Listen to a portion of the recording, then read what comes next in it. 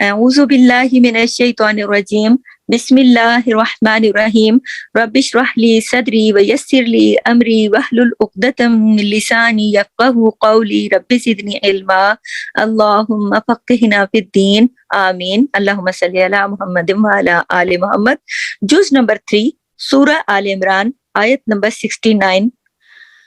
اب آیت نمبر 69 پر آپ دیکھیے، یعنی 69 کہتے ہیں اردو میں کہ بدت چاہا طائفتن ایک گروہ نے من اہل الکتاب اہل کتاب میں سے، لو کاش یدلونکم وہ گمراہ کر دیں تمہیں، وما اور نہیں یدلون وہ گمراہ کرتے الا مگر انفسہم اپنے نفسوں کو، وما اور نہیں یشعرون وہ شعور رکھتے۔ تو آپ دیکھیے کہ اس آیت میں اہل کتاب میں آپ کو بتا دوں کون ہے۔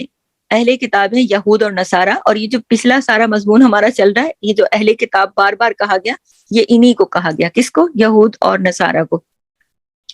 اہل کتاب میں سے ایک گروہ چاہتا یہ تھا، بدت یعنی بہت چاہتا تھا، بہت دل سے چاہتا تھا، وہ کہتے ہیں نا محبت کو، یعنی بہت زیادہ چاہنا، یعنی یہ کیا کرتے تھے، یہ ان میں سے یہ جو یہود اور نصارہ تھے، ان اہل کتاب، ان میں سے ایک گروہ یہ چاہتا تھا کہ تمہیں تمہارے دین سے بھٹکا دیں۔ یہ تمہیں کس کو کہا گیا؟ تمہیں تمہارے دین سے بھٹکا دیں۔ یہ دیکھیں اللہ تعالیٰ نے یہاں پر بڑی قیمتی بات کی ہے، غور سے سنیے گا، دور کر دیں، تمہیں تمہارے دین سے بھٹکا دیں، دور کر دیں۔ کس طریقے سے؟ دین کا مذاق اڑا کے، جھٹلا کے، شکوک شبہات پیدا کر کے، ایسی باتیں کر کے کہ بھائی تمہارا نبی تو ایسے ہیں، اور تم لوگ جس گروہ میں شامل ہو گئے ہو اس میں تو یہ ہماری تو کتاب میں یہ لکھا ہے اور وہ لکھا اپنی طرف سے۔ تو دیکھیں کہ دین سے ہٹانے کے لیے اور اللہ سے دوری کرنے کے لیے یہ ایک گروہ یہ چاہتا تھا، اور اللہ نے یہ بات قرآن میں لکھی ہے کیونکہ مجھے اور آپ کو اور ہماری آنے والی نسلوں کو یہ پتا چلے کہ یہود اور نصارہ گروہ میں کون تھے، ان کے علماء اور ان کے لیڈر۔ گروہ کے اندر کون تھا؟ علماء اور لیڈر کیا چاہتے تھے کہ ہٹا دیں دین سے۔ آج بھی ہے، ہوشیار رہیں آپ لوگ کہ دیکھیں یہ سب کچھ اس زمانے سے نہیں ہے، آج سے نہیں ہے، بہت پہلے سے، جب نبی پاک صلی اللہ علیہ وسلم تشریف لائے، جب سے یہ یہود اور نصارہ کی کوششیں ہیں، یہ ہمیشہ سے ہوتا چلا آیا ہے۔ اور وہ ہمیشہ کیا چاہتے ہیں؟ وہ یہ چاہتے ہیں کہ مسلمانوں کو اپنے دین سے ہٹاؤ۔ یہ دیکھیں نا، اللہ نے بتا دیا نا، لو یضلونکم، وہ گمراہ کر دیں تمہیں۔ اللہ نے ہمیں قرآن دیا سمجھ کے پڑھنے کے لیے تاکہ ہم اس طرح کے لوگوں سے خبردار رہیں، ہمیں اپنے دشمنوں کا پتہ ہو۔ یہ اللہ نے میسج ہمیں بھیجا ہے کہ مسلمانوں کو، یہ لوگ یہود اور نصارہ کے علماء اور لیڈر چاہتے ہیں کہ مسلمانوں کو ان کے دین سے ہٹاؤ، تاکہ کیوں ہٹانا چاہتے ہیں؟ ان کا کیا بھلا ہے؟ یہ کیوں چاہتے ہیں ایسا؟ اس لیے کہ ولایت کا درجہ مسلمانوں سے چھن جائے، جو اللہ نے کہا نا کہ اللہ ولی ہے کس کا؟ مومنوں کا، ایمان والوں کا۔ اب یہ چاہتے ہیں کہ ان کا ایمان ہی چلا جائے تاکہ اللہ کی ولایت کا درجہ ان سے چھن جائے، قربت کا درجہ چھن جائے، یہ اللہ کے قریب نہیں جائیں۔ آپ یہ دیکھیں کہ شیطان جو تھا نا، وہ خود بھی حاسد تھا۔ کیوں؟ جب آدم علیہ السلام کو پیدا کیا گیا، وہ حسد میں جل بھن کے راکھ ہو گیا، اس نے کہا میں تو نہیں کروں گا سجدہ۔ تو وہ بندوں کے دلوں میں بھی حسد ڈالتا ہے۔ آپ دیکھیں نا، ایک چھوٹا سا بچہ ہوتا ہے نا، اس کا کوئی نیا بہن بھائی دنیا میں آتا ہے نا، اور ماں کی گود اس کو مل جاتی ہے، تو وہ بچہ دھکے دیتا ہے نا، ایسے چھوٹے بہن بھائیوں کو پیار کرتا ہے، اس کو چھوٹے بہن بھائی الگ سے اچھے لگتے ہیں، لیکن ماں کی گود نہیں وہ دینا چاہتا۔ یہ ہوتا ہے نا، ایک عام زندگی کی بات بتا رہی ہوں کہ وہ خود تو ماں سے بھی پیار کرتا ہے، خود تو چھوٹے بہن بھائی سے بھی پیار کرتا ہے، لیکن جب وہ ماں کی گود کے اندر کوئی دوسرا آ جائے تو برا لگتا ہے اس کو۔ تو یہ تو انسان کی اس میں ہے نا حسد۔ تو یہ جب چھوٹے چھوٹے بچے کے دل میں شیطان اس طرح حسد ڈال دیتا ہے، تو جب بڑے لوگ ہوتے نا، تو وہ پھر یہ چھوٹے بچوں والا تو نظر آتا ہے نا کہ وہ ایسے کرتے ہیں حرکتیں کہ، لیکن جب وہ بڑے ہو جاتے ہیں نا لوگ، اور شیطان ان کے دلوں میں حسد کی آگ ڈالتا ہے، تو وہ پھر الگ الگ کام کرتے ہیں۔ ہر شیطان ہر ایک کو ہر کا لیول الگ الگ ہے نا، تو وہ پھر اب اس میں اس آیت کے ساتھ اس کو ریلیٹ کرتی ہوں کہ ہمارے جو نبی پاک صلی اللہ علیہ وسلم کا مرتبہ ہے، شان ہے، وقار ہے، ان لوگوں کی کتابوں میں لکھا ہوا تھا۔ کن لوگوں کی کتابوں میں؟ دھیان رکھیے گا، میں یہود اور نصارہ کی بات کر رہی ہوں، یعنی ہمارے نبی کے آنے سے پہلے ان پر جو کتابیں اتری تھی، تورات، زبور، انجیل، ان میں ہمارے خاص طور پر تورات اور انجیل کے اندر ہمارے نبی کا ذکر، ان کی شان، ان کی جو عظمتیں تھی نا، وہ سب لکھی ہوئی تھی۔ اب ان لوگوں کو تو پتا تھا یہ بات، اس لیے یہ چاہتے تھے کہ وہ نبی جس کا ذکر ان کے پاس ان کی کتابوں میں موجود ہے، وہ نبی ان کی قوم سے پیدا ہو، تاکہ ان کے اندر سے یہ جو یہود نصارہ تھے یہ چاہتے تھے ہم لوگوں کے اندر ہو، کیونکہ وہ بہت عظیم نبی ہوں گے، ان کی تو کتابوں میں لکھا تھا۔ اور جب ہمارے نبی ان کی قوم سے نہیں آئے، کہاں سے آئے؟ بنی اسماعیل سے آئے۔ یہ سب بنی اسرائیل کے لوگ تھے نا، یہ یہود نصارہ یہ بنی اسرائیل تھے نا سارے، تو ہمارے نبی بنی اسرائیل سے نہیں، عرب میں پیدا ہوئے۔ کون سی نسل سے؟ بنی اسماعیل سے۔ تو پھر ان لوگوں کے تو نسلی تعصب شروع ہو گیا، نسلی تعصب نے ان کو گھیر لیا، کیونکہ اب ان کو یہ ہو گیا یہ ہمارے فیملی، ہمارے قوم، ہمارے اس میں سے آل میں سے کیوں نہیں ہے۔ اب ہم ان کو حسد کی آگ نے یہ ستایا، تو انہوں نے کہا ہم تو اس کو مانیں گے نہیں، مانیں گے ہی نہیں۔ اور وہ یہ سمجھتے تھے ہم نہیں مانیں گے تو کوئی بھی نہیں مانے گا، یہ ان کی غلط فہمی تھی۔ تو آج بھی بہت سارے لوگ ہیں، دیکھ لیں آپ کے ارد گرد ہیں، دیکھ لیں کہ وہ فلانا لوگ جو ہے نا، وہ ایسے لوگ باتیں کرتے ہیں، میں لوگوں کی بات بتا رہی ہوں، یہ میری بات نہیں ہے۔ لوگ کہتے ہیں یہ جو فلانے ہیں نا، یہ ہمارے فرقے سے نہیں ہے، ان کا فرقہ دوسرا ہے، ہم ان کی بات نہیں مانیں گے، چاہے بات کتنی اچھی ہو، چاہے بات کتنی اچھی ہو۔ نہیں جی، یہ پہلے پتا کرو یہ ہے، کسی کو اچھی بات بتاؤ نا، لوگ کہتے ہیں یہ تو بتاؤ تم کون سے فرقے کے ہو۔ اللہ اکبر، یعنی کہ ہم تمہاری بات مانے کہ نہیں مانے؟ فرقے کے ہو تو پھر تو ہم تمہاری بات مانیں گے، اور فرقے کے نہیں ہو تو پھر نہیں مانیں گے۔ یہ ہے کس کا عمل؟ یہود اور نصارہ کا عمل۔ کیوں؟ ہمارے نبی ان کے فرقے سے، ان کی قوم سے نہیں تھے نا، ان کی نسل سے نہیں تھے نا، تو انہوں نے اتنا تعصب پھیلایا کہ انہوں نے کہا ہم تو ان کی بات ہی نہیں مانیں گے۔ تو آپ دیکھ لیں آج بھی اس کی شکل موجود ہے۔ تو ان کو بھی یہی مشکل پیش آ گئی نا، جو آج لوگوں کو مشکل، کسی کو اچھی بات بتاؤ تو وہ کہتے ہیں پہلے اپنا فرقہ بتاؤ۔ فرقہ کیا ہے؟ ہم تو مسلمان ہیں نا بیسیکلی، تو اللہ تعالیٰ نے تو ہمیں کل میں نے پچھلی آیات میں آپ کو بتایا کہ اللہ نے تو ہمیں مسلمان پیدا کیا ہے۔ یہ تو آگے ہم لوگوں نے خود آگے چلتے چلتے، یہ نبی کریم کے زمانے میں بھی کوئی چیزیں نہیں تھی، یہ تو آگے لوگوں نے خود ہی اب تشکیل دیتے چلے گئے اپنی اپنی مرضی سے۔ تو اس وقت جو نسلی تعصب تھا نا، وہ یہ سمجھ رہے تھے اس کی بنا پر یہود اور نصارہ کہ ہم تو انکار کر دیں گے اور پھر ان کو تو کوئی بھی نہیں مانے گا۔ لیکن نبی اکرم صلی اللہ علیہ وسلم کی ماننے والوں میں تو دن بدن اضافہ ہوتا چلا گیا۔ اللہ تعالیٰ کی مرضی تھی نا، اور اللہ نے ظاہر کوئی اللہ تعالیٰ سے تھوڑی روک تھوڑی سکتا ہے، وہ تو ان کے اپنی نیتیں تھی، ان لوگوں کی ٹھیک نہیں تھی اور وہ اپنی نیت کے مطابق عمل کر رہے تھے۔ تو لیکن اللہ تعالیٰ نے تو جب اسلام کو پھیلانا تھا تو ہمارے نبی اکرم صلی اللہ علیہ وسلم کے ماننے والے تو بالکل بڑھتے چلے گئے۔ نجران سے، میں نے آپ کو پچھلی آیت میں بتایا نا کہ عیسائیوں کا ایک وفد آیا تھا نجران سے، وہ بھی اسی سلسلے میں آیا تھا کہ نبی اکرم صلی اللہ علیہ وسلم سے آ کے ملے اور حقیقت جانے دین کی۔ تو یہ لوگ نبی اکرم صلی اللہ علیہ وسلم کے، اسی لیے یہ لوگ قریب نہیں جا رہے تھے، جبکہ اور جو لوگ یہ تو اس لیے نہیں جا رہے تھے نا کہ ان کو تو حسد تھی کہ یہ ہماری قوم سے کیوں نہیں ہے، ہماری نسل سے کیوں نہیں ہے، ہمارے نام کی بڑائی کیوں نہیں ہو رہی۔ ان کو صرف اپنے نام سے دلچسپی تھی، ان کو کام سے دلچسپی نہیں تھی، ان کو بات جو ہمارے نبی آ کے پیغام دے رہے تھے اس سے دلچسپی نہیں تھی، وہ بات کرنے والا کون ہے، کون سے نسل میں آیا، اس بات سے دلچسپی تھی کہ صرف ہماری نسل سے ہو تو پھر ہم اس کی بات سنیں گے، ہماری نسل سے نہیں ہے تو چاہے وہ جتنی بھی اچھی بات کرے اور وہ اللہ کے نزدیک۔ تو اس سے پتہ یہ چلتا ہے کہ یہ تو نسل پرستی ہو گئی نا، یہ اللہ کی محبت تھوڑی نہ ہو گئی ہے نا، یہ تو نسل پرستی ہو گئی نا کہ آپ اپنے آپ کی نسل سے کوئی بندہ بات کر رہا ہے یا آپ کے گروہ سے بندہ بات کر رہا ہے تو آپ اس کو تو سنو، لیکن جو آپ کی نسل سے نہیں، آپ کی گروہ سے نہیں، آپ کی مرضی کا نہیں ہے، چاہے وہ اللہ کی کتنی بھی باتیں کر لے، آپ اس کی بات نہ مانو۔ تو یہ ہے نا طرز عمل، تو یہ غلط ہے۔ تو نبی کریم سے آپ، میں آگے چلتی ہوں اسی آیت کو لے کر، یہ بیچ میں آپ کو آج کی دنیا سے ریلیٹ کر کے بھی بتاتی ہوں نا کہ آج بھی ایسا ہوتا ہے۔ تو نبی اکرم صلی اللہ علیہ وسلم کے قریب یہ لوگ اس لیے نہیں جا رہے تھے کہ یہ سمجھ رہے تھے ہم قریب نہیں جائیں گے تو کوئی بھی ان کے قریب نہیں جائے گا اور ان کا تو دین نہیں پھیلے گا۔ لیکن جب لوگ دور دور سے آ گئے تو ان کے تو اور حسد میں اضافہ ہو گیا کہ ہماری تو کوئی بھی چالیں چلی نا انہوں نے کہ ہماری تو کوئی چال کامیابی نہیں ہو رہی، اب ہم کیا کریں۔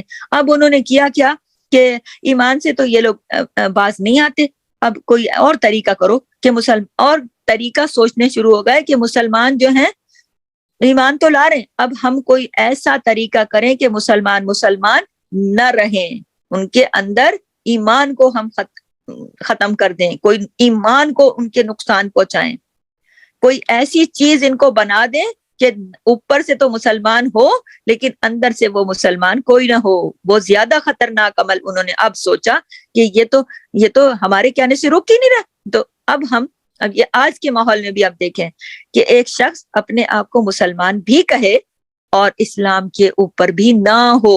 اللہ اکبر! آپ دیکھ لیں کہ یہ زیادہ اسلام کی بدنامی ہے کہ ایک شخص یہ کہے کہ میں مسلمان ہوں اور وہ اسلام اس کے اندر نظر ہی نہ آئے، 5 اذانیں ہو رہی ہیں، اس کے کان پہ جو بھی نہیں رینگتی اور کہتا ہے میں مسلمان ہوں۔ تو یہ زیادہ لمحہ فکریہ ہے۔ تو یعنی کہ ایسا شخص تو پھر اسلام، ایسا مسلمان جو نام کیا مسلمان ہے، تو وہ تو مسلمان اور اسلام دونوں کی بدنامی کا باعث ہے نا۔ تو یہ یہود نصارہ کی سازش تھی کہ اب ہم سامنے تو ان سے آ کے لڑ نہیں سکتے، ان کو روک نہیں سکتے، کوئی ایسا طریقہ کرو کہ ان کا ایمان ہی چھین لو تاکہ ان کے ایمان بنے رہے مسلمان اور کام ایک بھی نہ کرے مسلمانوں والا۔ کہے تو صحیح کہ ہم مسلمان ہیں، ہم اسلام پر ہیں، اور ان کے ایسے شکوک و شبہات ڈالو، ایسا ان کے دین کا مذاق اڑاؤ کہ یہ نام لیتے ہوئے گھبرائیں کہ ہم مسلمان ہیں، یہ بتاتے ہوئے گھبرائیں کہ ہم مسلمان ہیں۔ ایسا منفی پروپوگنڈا کرو کہ یہ کام کیا تھا یہود اور نصارہ نے اس وقت، اور یہ اس وقت سے آج تک چلا آ رہا ہے کہ منفی پروپوگنڈے کی وجہ سے آج مسلمانوں میں ایسے لوگ ہیں جو خود دوسروں کے سامنے اسلام کا مذاق اڑاتے ہیں۔ یہ بہت ہی انتہائی لمحہ فکریہ اور انتہائی خطرناک چیز ہے، جو کہ پتہ ہونا چاہیے کہ اس آیت میں اللہ تعالیٰ خبردار کر رہے ہیں آپ کو، مجھے اور ہم آنے والے ہر مسلمان کو۔ کیوں؟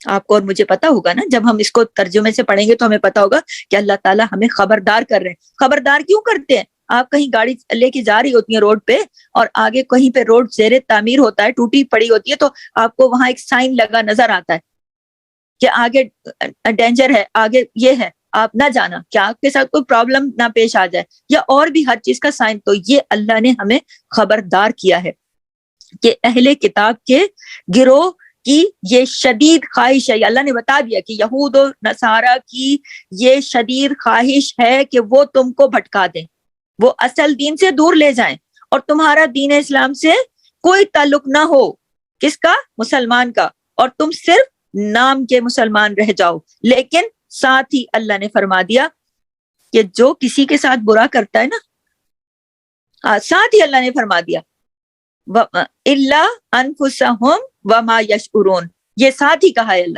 اللہ نے ہمیں خبردار کیا کہ یہ تمہارے دشمن ہیں، تمہیں دین سے دور لے جانا چاہتے ہیں، اللہ مگر اپنے نفسوں کو، اور نہیں وہ شعور رکھتے۔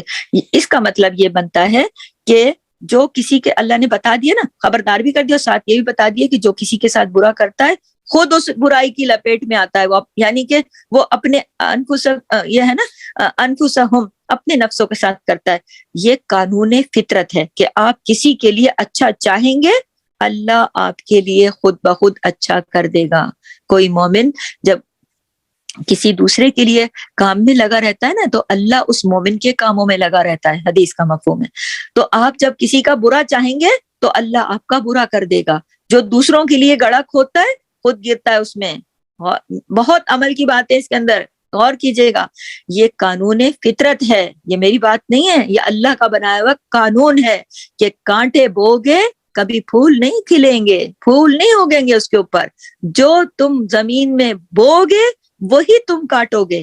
تو ہمیشہ انسان جب کسی کی دوسرے کی خیر خواہی کرے تو یہ نہ سمجھے کہ یہ والی خیر خواہی کر کے وہ دوسرے کے اوپر کوئی احسان کر رہا ہے یا دوسرے کے لیے، نہیں، وہ کیا سمجھے؟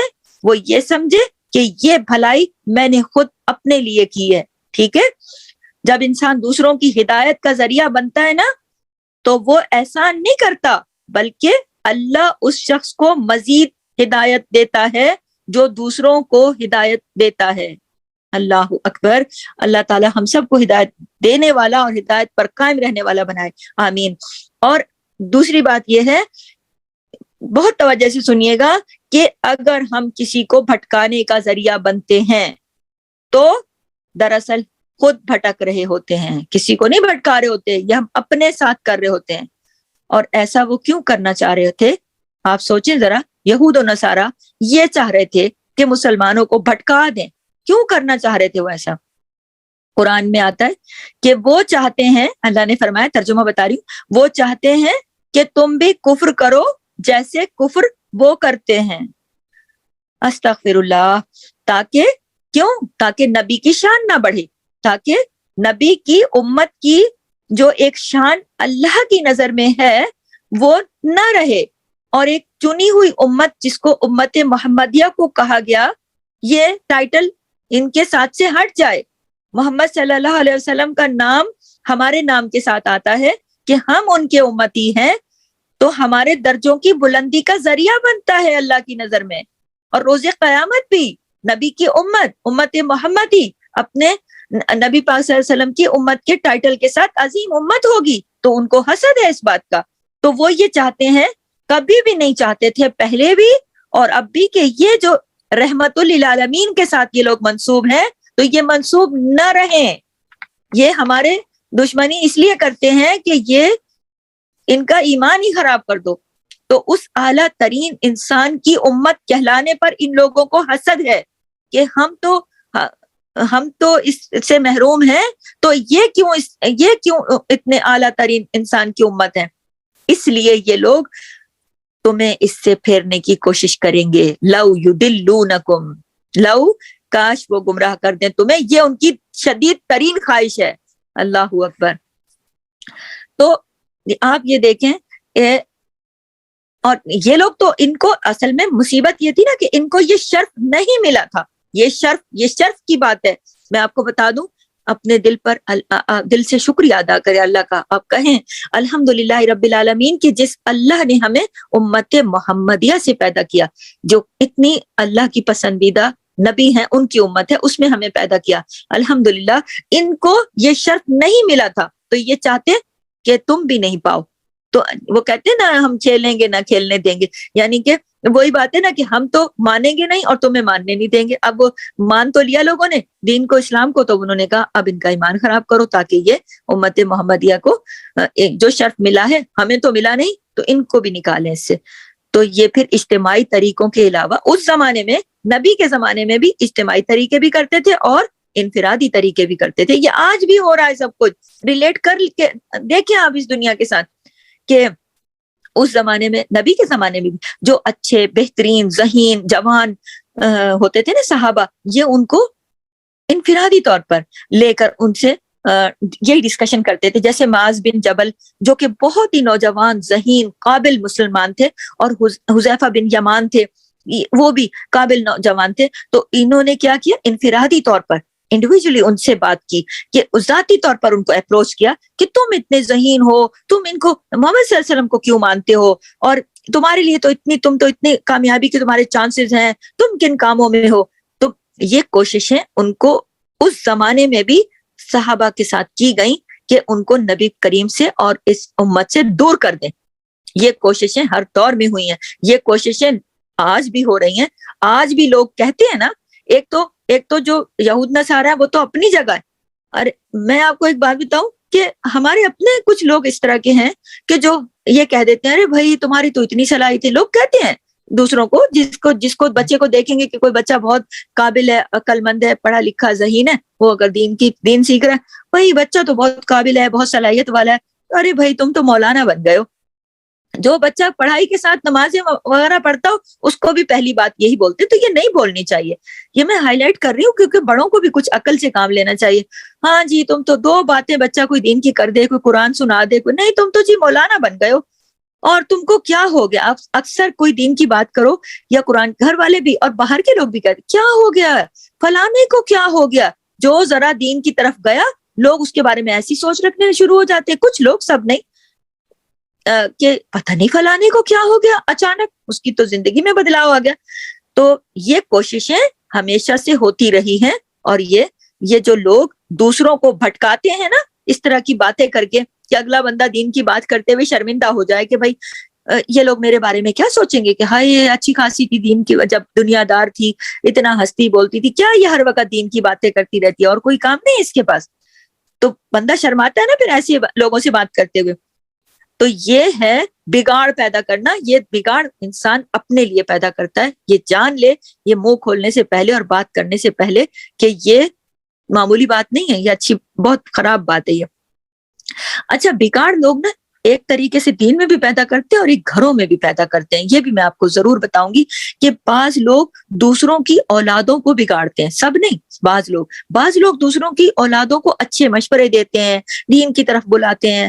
اکثر بلاتے ہیں، لوگ کہتے ہیں پیار سے بلاتے ہیں، اچھا آپ آئے میرے پاس قرآن پڑھیں، اچھا آپ کو کوئی ٹیوشن پڑھنی ہے میرے پاس پڑھیں، اچھا کوئی اچھے مشورے دے دیتے ہیں، سبجیکٹ میں دے دیتے ہیں کہ آپ یہ سبجیکٹ لے لو بچے.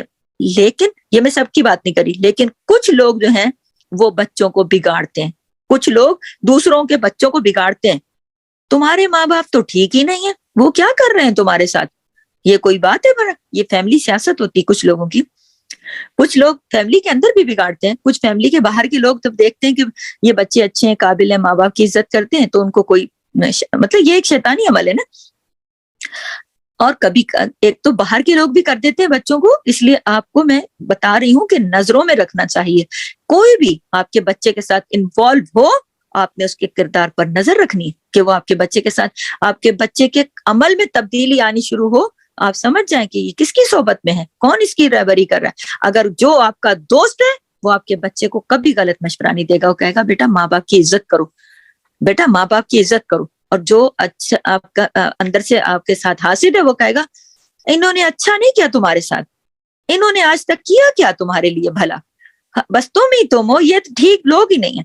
تو یہ تو باہر کے کچھ لوگ بھی، سب نہیں، میں سب کی بات نہیں کر رہی، اچھے برے لوگ ہر جگہ ہوتے ہیں. کبھی کبھی ماں بھی اپنے بچوں کو خلاف کر دیتی ہے، باپ کے خلاف کر دیتی ہے، اپنے سسرال والوں کے خلاف، دادا دادی چاچا پھوپھی کے خلاف کر دیتی ہے. بھائی زہر بھرتی ہے نا بعض جگہوں پہ، سب جگہوں پہ نہیں. سب ماؤں کی بات نہیں کر رہی میں، جنرل بات کر رہی ہوں. کچھ لوگوں کی جو کرتے ہیں وہ اپنا جھگڑا ہوتا ہے شوہر کے ساتھ اور خود اپنی جھگڑا کر نہیں سکتے، اب بچوں کو لپیٹ لیتے ہیں بیچ میں. یہ میں اس لیے بتا رہی ہوں کہ ایسا نہیں کرنا چاہیے. یہ کو میں تعریف کی بات نہیں بتا رہی ہوں، یہ میں اس کو مذمت کے ساتھ بتا رہی ہوں کہ یہ نہیں ہونا چاہیے، کیونکہ اس کا نتیجہ بہت غلط نکلتا ہے. کیوں؟ جب بچے بڑے ہوتے ہیں ان کو ہوش آتی ہے، عقل آتی ہے، ہر وقت نفرت کی باتیں، ہر وقت لڑائی کی باتیں، تمہارے تو ماں نے یہ، تمہارے ابو نے یہ کیا، تمہاری دادی نے یہ کیا، تمہارے فلانے نے وہ کیا، سن کے اب وہ جب بڑے ہوتے ہیں عقل آتی ہے اور وہ اپنی آنکھوں سے دیکھتے ہیں کہ اگلا بندہ تو ایسا ہے ہی نہیں. وہ ماں سمجھتی ہے اس کو میں نے ذہنی طور پر قابو کر لیا، حالانکہ ایسا نہیں ہوتا. ذہن خراب ضرور کر دیتی ہے ماں، لیکن جب ان کو عقل آتی ہے وہ اسی ماں سے متنفر ہو جاتے ہیں، اسی ماں سے متنفر ہو جاتے ہیں. کیونکہ یہ قانون فطرت ہے کہ جب کوئی دوسرے کے لیے گڑک ہوتا ہے نا، ماں تو یہ سوچتی ہے میں تو بچوں کی نظر میں افضل ہو جاؤں گی اور وہ باپ کو تو کبھی منہ نہیں لگائیں گے، میری چلے گی. اپنی طاقت حاصل کرنے کے لیے اس طرح کی حماقتیں کرتے ہیں لوگ. کبھی بھول کر بھی ایسی غلطی نہ کرنا، کبھی بھول کر بھی ایسی غلطی نہیں کرنی چاہیے. کسی دوسرے کو دوسرے کے خلاف نہیں بھٹکانا چاہیے، چاہے وہ کوئی بھی ہو، وہ اولاد ہو، رشتہ دار ہو، محلے دار ہو، خاندان والا ہو، چاہے دین کے نام پر اور چاہے دنیا کی خاطر. دونوں صورتوں میں کبھی بھی کسی کو غلط مشورہ دینا، کسی کو بھٹکانا، یہ بہت غلط بات ہے. اس میں کیا ہے؟ نقصان ہے، وبال ہے، جو خود بھٹکانے والے کے اپنے اوپر پڑتا ہے. آپ یہ سمجھ لو کہ بظاہر آپ دوسرے کے ساتھ کر رہے ہو، لیکن آپ اپنے ہاتھوں سے اپنے ساتھ کر رہے ہو. جن کو شعور نہیں، سمجھ نہیں کہ وہ کتنا بڑا نقصان کر رہے ہیں، وہ اس طرح کی بات کرتے ہیں. جن کو شعور ہے کہ ہمیں اس طرح کی بات نہیں کرنی چاہیے کیونکہ اس کا وبال ہم پر پڑے گا، تو وہ لوگ ایسی باتیں نہیں کرتے. تو یہ آیت کا خاص پیغام ہے. امید ہے کہ آپ کی سمجھ میں آیا ہوگا. انشاءاللہ تعالی نیکسٹ آیت نمبر 70 ہے، اس کے ساتھ کل ملیں گے زندگی رہی تو. اللہ نے چاہا. اپنا خیال رکھیے اور دعاؤں میں یاد رکھیے. سبحانک اللہم و بحمدک، نشہد ان لا الہ الا انت، نستغفرک و نتوب الیک. السلام علیکم و رحمۃ اللہ وبرکاتہ. جزاک اللہ خیر.